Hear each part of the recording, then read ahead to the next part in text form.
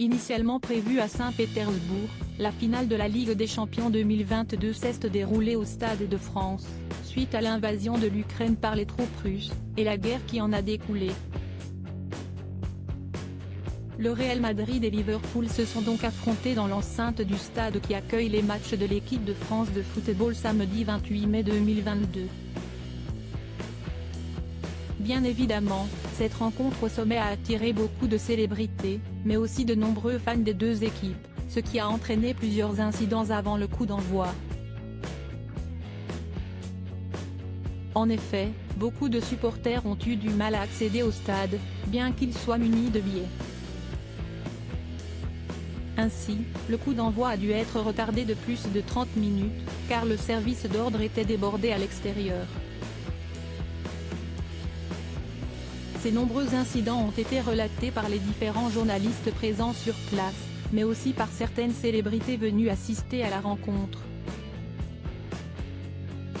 Ce fut notamment le cas de la boxeuse française Estelle Mosley, qui a eu toutes les peines du monde à accéder au Stade de France. Si est-il un scandale ce qu'il se passe au Stade de France? Bloqué depuis plus d'une heure, gazé, bousculé.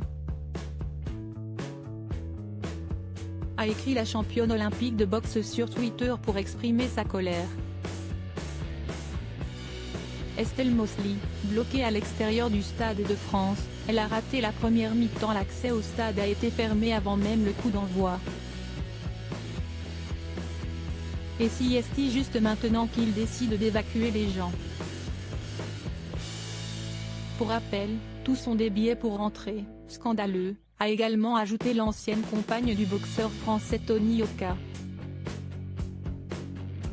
Bloquée à l'extérieur du Stade de France, comme de nombreux supporters munis de leurs billets, Estelle Mosley n'a pas pu rejoindre sa place en tribune avant 22h45.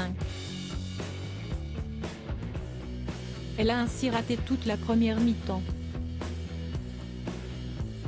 Enfin dans le stade, on verra au moins la deuxième mi-temps, mais ce ne sera malheureusement pas le cas pour beaucoup de personnes encore bloquées à l'extérieur, a-t-elle ainsi conclu.